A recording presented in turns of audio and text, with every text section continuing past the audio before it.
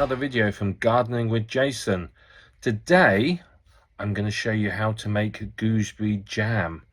I think you'll be quite excited about this. It's very easy to make. You only need 1 kilo of gooseberries to get started. That's all you need. Really easy. So we're going to go through, talk you through the process from start to finish and show you exactly how you can make this jam. It's really delicious. It is my favorite jam. It's the one I love more than anything else.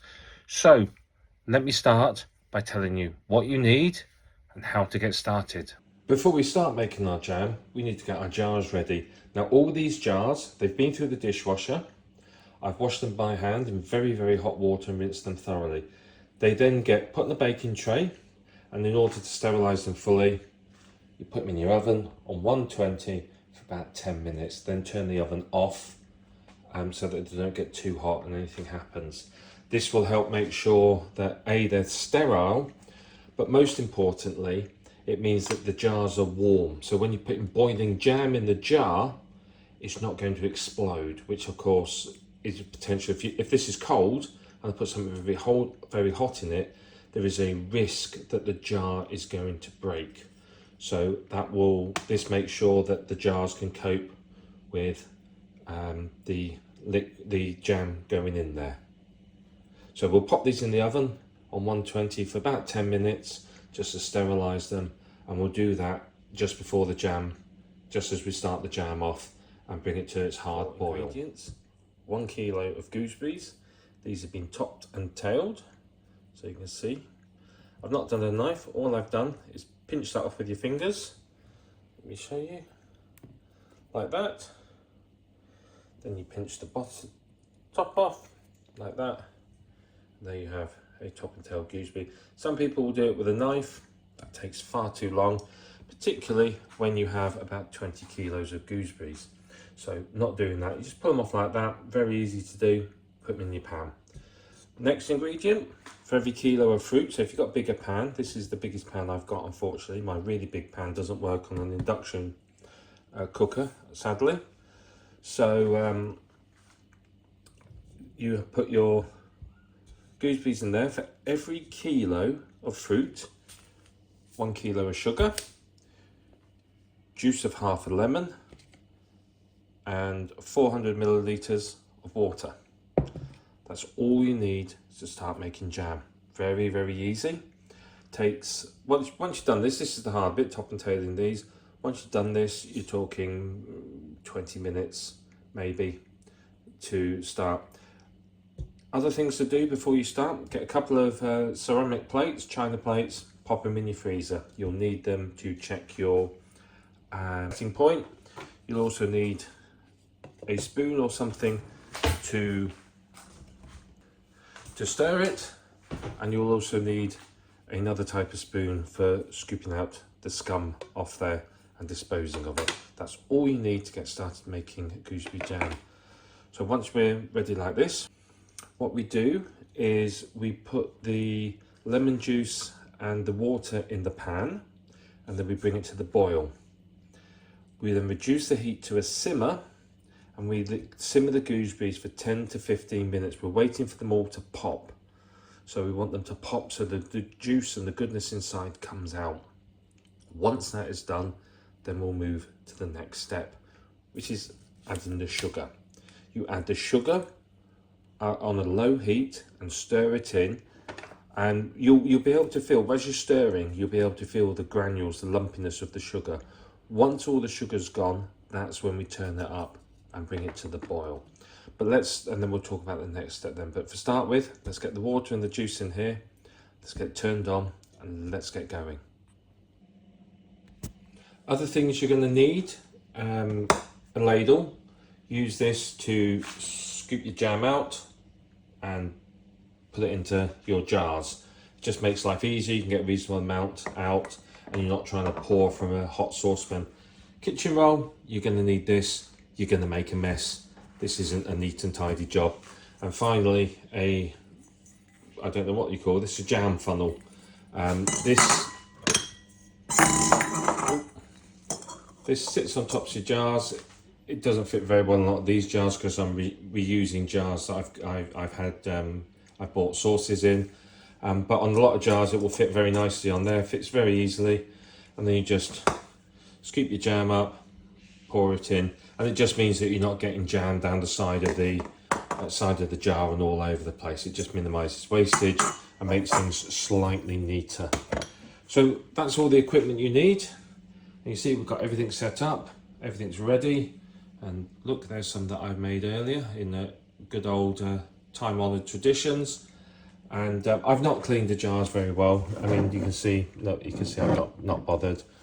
Some of them, the labels come off easily, but I don't have the time or the inclination to spend hours with white spirits trying to clean them all. If I was giving these away as gifts, I'd get jars like this. I bought these jars ages ago, and you can buy them on Amazon or I'm sure there's other places you can buy them.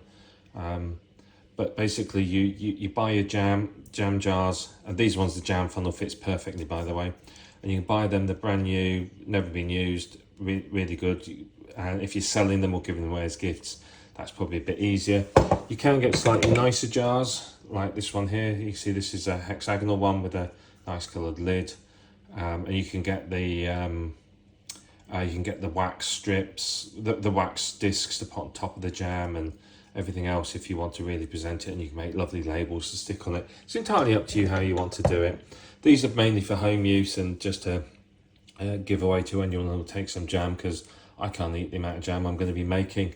So I'm not too worried about the jars. They will just get a label stuck on them with date and details written on it. But that's all you need to get going. Now we are ready to start heating the jam. I should also mention at this stage before we start, gooseberries are naturally quite high in pectin, so there is no need for you to add any extra pectin to this. It's probably one of the easiest jams there is to make it set. It's not difficult to set, it really isn't. Another word of advice, you can see here I've got a mixture of green and the red gooseberries. Red gooseberries are much sweeter than the green ones. You can actually eat them raw. I will say that if you're using any significant amount of red gooseberries, then adjust the amount of sugar appropriately, because you might find you need a little bit less sugar. Otherwise they can be a bit too sweet if you just add the kilo of sugar, because they're naturally sweeter. You can get away with less sugar in the recipe.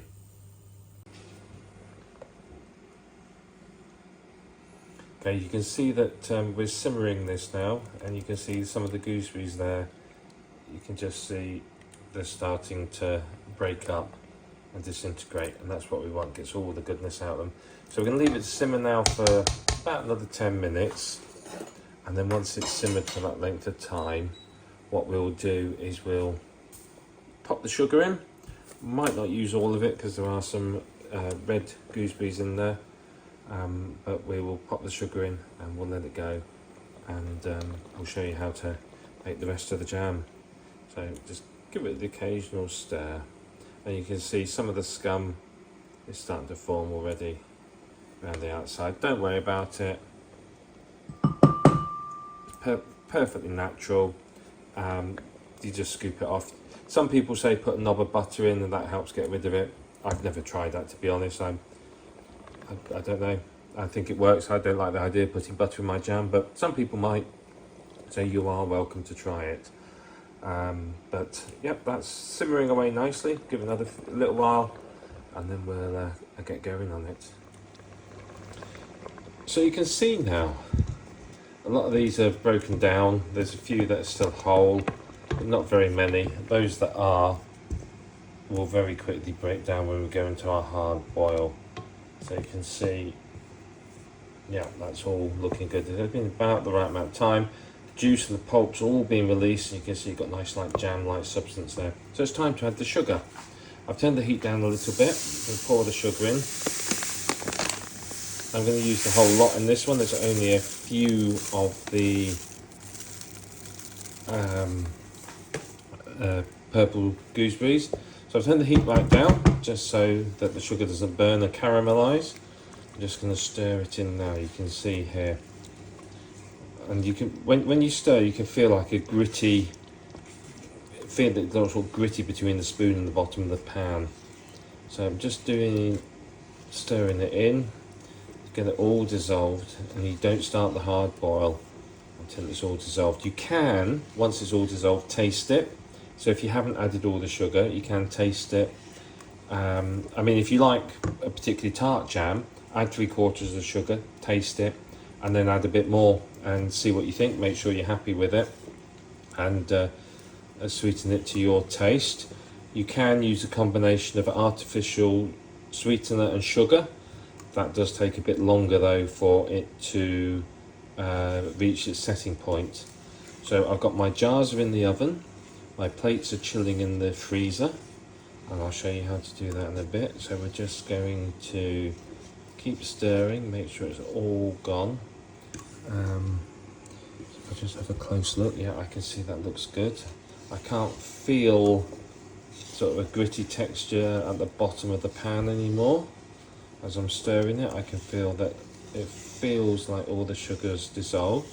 So I'm just going to give it another few seconds just to make sure, because I don't like to rush it. Hang on, this feels like a little bit over here that's not quite gone yet. Brilliant. And the next bit, the hard boil's a tricky bit, particularly on an induction cooker, because induction cookers like to keep turning themselves down. It has a rapid boil, and you have to sort of stick it on there. Now you can use a jam thermometer and check the temperature. I'll be really honest with you, I've never had any luck with that. Never found it to be a successful way of doing it, but a lot of people do. So if you've got a jam thermometer, you can stick it in there. When it reaches the right temperature, off you go. I'll show you one just very quickly. Sorry for the noise. This is a jam thermometer. You can see, oh, hold on. It's got something there to grip onto the side of the pan, and then you can see there it tells you all the different temperatures for various things. And it says the jam is about just under 103, I think that is there.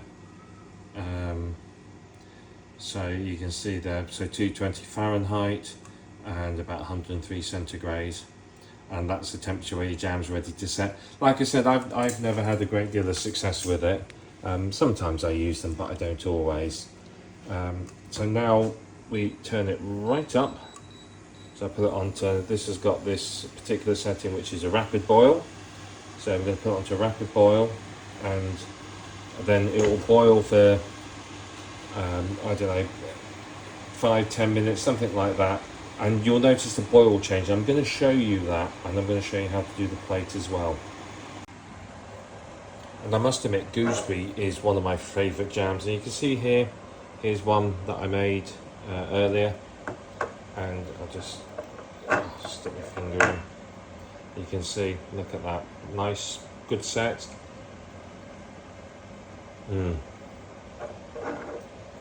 Not too sweet. Oh, it's got the definite gooseberry flavour to it. That was just a leftover that didn't fit in the jars over there. But gooseberry's got to be one of my favourite jams. Absolutely lovely. So that's beautiful. Now, you can see here it's starting to get itself to boil, and you see the scum forming on the side. So you just go around gently. You can give it a stir, some of it will stir back in, but it will make its way, you can see that it's making its way to its side. And you can just remove it as and when it appears. So just wait for that to boil a bit harder, and you will see it's not going to take too long. A bit of a stir. As you see, when you stir it, some of the sort of scummy stuff gets taken back in it, and you will notice there is a difference between the scum you remove and the scum that dissolves. The scum that you remove is like a more solid texture, but let's just leave that to boil for a minute or two, and then we'll start scraping the bits we don't want off. Look, there's some of it forming.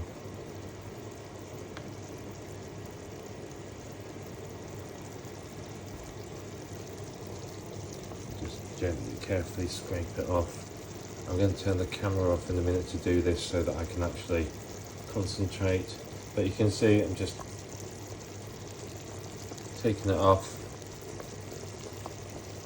And then I've got a bowl on the side here, just put it in the bowl. And then we go into the compost once that's done. Now this is quite important for knowing when it's ready to set. I want you to look at the boil. Pay attention to how it's boiling here. It's boiling quite normally. Okay? You can see how it's boiling around where the heat is, boiling in large sort of bubbles. So I'll show you again how it looks in a minute when it's ready to be to set. Now testing the setting point. The jam's almost ready. You can see the boil has changed. It's gone, I describe it as it's a little bit more like lava in a volcano.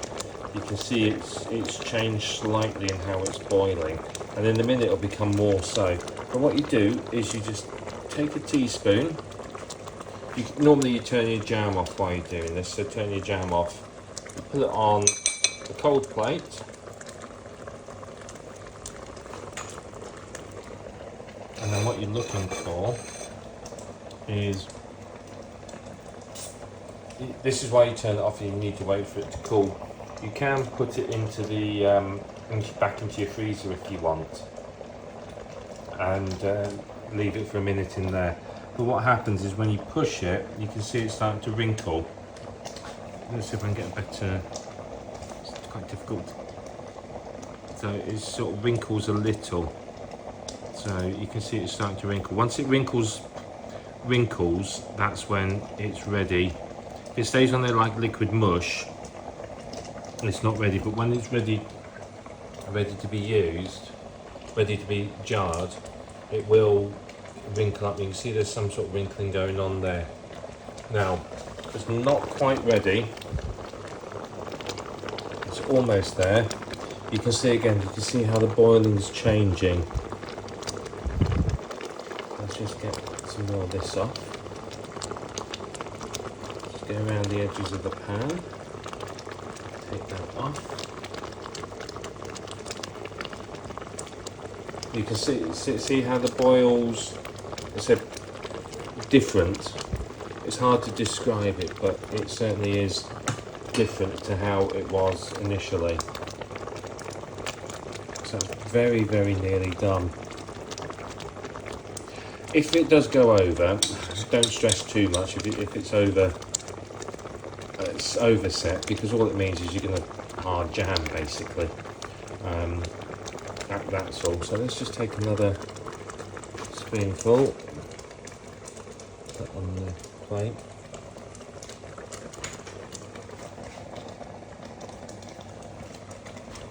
Give that a minute there.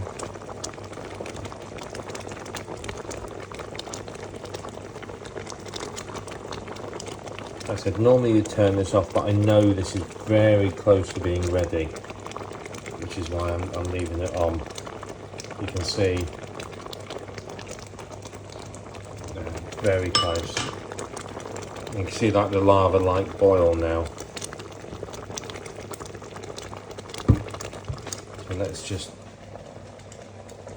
double check. Yeah, you can see that wrinkling out. This perhaps a light coloured plate isn't the best, but that's wrinkling up nicely. And there, I think that's now ready. You can see how the boil has changed. The jam is thicker, and so the way it's boiling less like a liquid, and like I said, more like kind of lava now. So that's ready. So what we're going to do, we're going to turn it off, scrape off any remaining scum from the sides, and then we're going to jar it up. I'm not going to try and video the jarring process, simply because I can't juggle hot liquids and a camera at the same time, but I'll show you the end result. But yeah, look, that's a nice boil now. You can see that it's ready. And another tip, when you put it into the jar, okay, if you're not sure, you've jarred it up and you've left it to cool and you think, well, I'm not sure if it's ready, tip it, and if it moves, it's not set properly. Not the end of the world. You can put it in the fridge and leave it to set in the fridge. if you wanted to, so you can keep it in the fridge. It won't store as long, but the other alternative is you can put it all back in the pan, wash the jars and reboil it until it is properly set. But as I said, just a quick tip test like that, and you can see that's not going anywhere, that's set fine. So let's test this one now. You can see there, look at that, that's a very thick viscous mixture now. You can see from the way it's bubbling, it's not boiling like a normal liquid like water does. It's got that thick consistency, and that's what we're looking for. So you can see I've been ladling it in there. I spilled some down the side here, but we'll oh, that's warm. We'll wipe the jars clean afterwards. You see that's how the funnel works, and then you just pour the stuff in the top there. You fill it up to about the size where a commercial jam jar would be filled, just to sort of the neck level. And there we have 4 jars of finished jam. You see the 4th one isn't quite as full. So we'll leave that to cool now and to set properly. And the lids will pop down. You can see on these ones that I've done previously, the lids have popped down. I've got 2 spares jars there that I'll leave out and use in the next batch. But you can see that's all done. Didn't make too much of a mess, not this time. It's all done, just ready to cool, and then that can go into storage and be used. So that's very exciting, and that's how you make gooseberry jam. Dead easy, isn't it? No messing around, no difficulty setting. It's a deliciously sweet, tasty jam. So vary the sugar levels if you prefer a little bit tartar, but absolutely delicious, well worth making. And good luck in making your jam. If you want to find out more about making jam, growing vegetables and everything else, visit me at gardeningwithjason.com, or look on Amazon for my books under my name, Jason Johns. You'll see plenty of them on there. But good luck making some gooseberry jam. You only need the kilo to get started. Dead easy, dead quick, and really delicious.